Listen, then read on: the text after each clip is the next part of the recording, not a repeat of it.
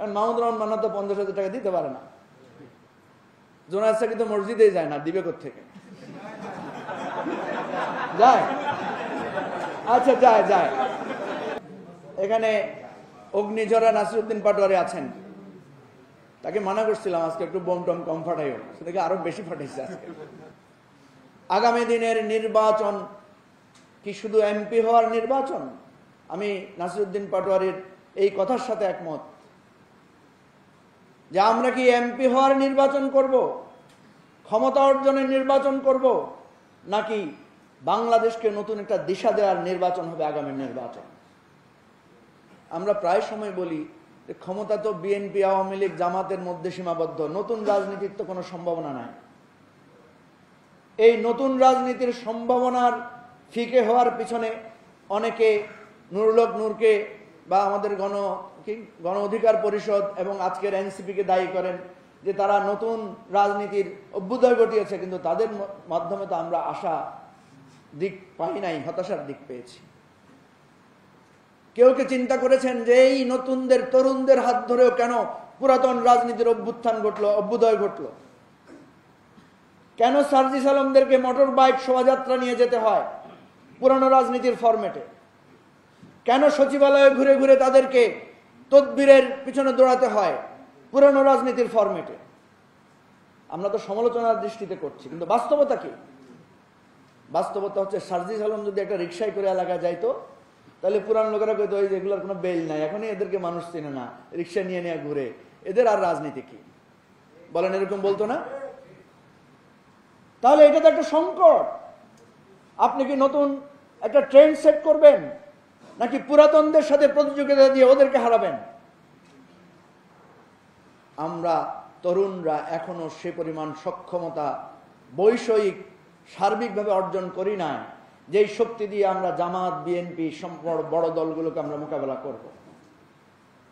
সুতরাং আমরা যদি বলি নতুন রাজনীতির প্রতি মানুষের আগ্রহ নাই, পুরাতন রাজনীতির প্রতিও তো আগ্রহ নাই। আপনি দেখেন পুরাতন রাজনৈতিক কোন দলের প্রতি মানুষের আগ্রহ আছে, কোন রাজনৈতিক দলের প্রতি একটা সাধারণ মানুষের আস্থা আছে? বিএনপির লোকদের আস্থা বিএনপির প্রতি, জামাতের আস্থা জামাতের প্রতি, আওয়ামী লীগের আস্থা আওয়ামী লীগের প্রতি। এর বাইরে একটা সাধারণ মানুষ দেখাতে পারবেন?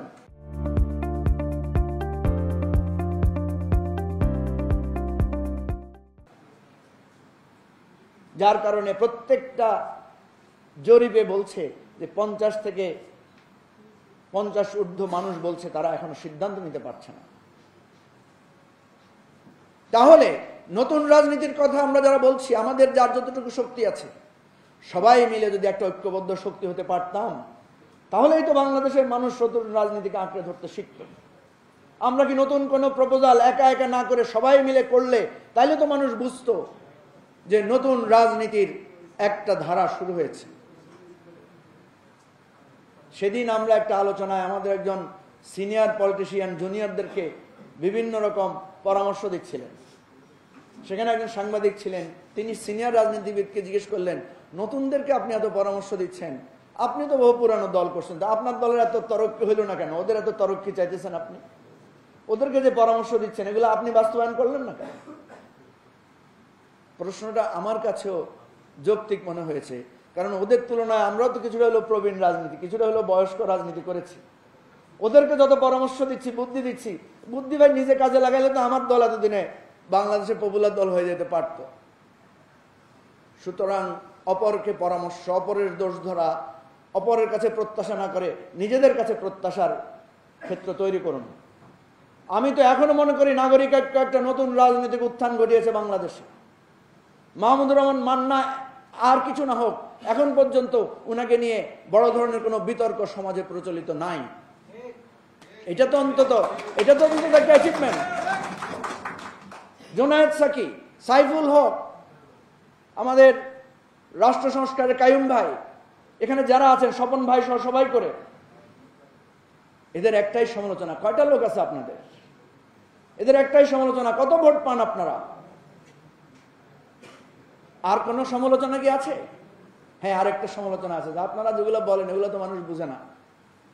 মানুষ বুঝে কি? গ্রামে গেলে জিজ্ঞেস করে, ভাই আমার মেয়ের বিয়ে একটু কিছু টাকা পয়সা দেওয়া যায় কিনা, মানুষ বুঝে আমাদের মসজিদে যদি একটু ফ্যান লাগাই দেওয়া যায় তো 50,000 টাকা দিলে, অনুদান দিলে, কারণ মাহমুদুর রহমান মান্না তো 50,000 টাকা দিতে পারে না। জোনায়েদ সাকি তো মসজিদেই যায় না, দিবে কোত্থেকে? যায়? আচ্ছা, যায় যায়, ইদানিং উনি যাচ্ছেন। তো আমি যেটা বলছি, এই রাজনীতিকে যদি আপনি মনে করেন, যেটা এখানে তাসনিম যারা আছেন, এখানে খালেদ সাইফুল্লাহ আছেন, এখানে অগ্নিঝরা নাসিরউদ্দিন পাটোয়ারি আছেন, তাকে মানা করছিলাম আজকে একটু বোম টম কম ফাটাইও, সেটাকে আরো বেশি ফাটাইছে আজকে। আমি যেটা বলছি যে এই মসজিদের দান করে, এই বিধবা মহিলাদেরকে দান করে আওয়ামী লীগ বিএনপির সাথে প্রতিযোগিতা করে আপনি রাজনীতিতে দাঁড়াইতে পারবেন? তাহলে তো মাহমুদুর রহমান মান্না যে গার্মেন্টসের মালিক হয়েছিলেন, সেই লাইনেই উনি থাকতেন, সব ছেড়ে রাজনীতির একচ্ছত্রভাবে নিজেকে করতে পারতেন না। সুতরাং নতুন পথ খুঁজতে হবে।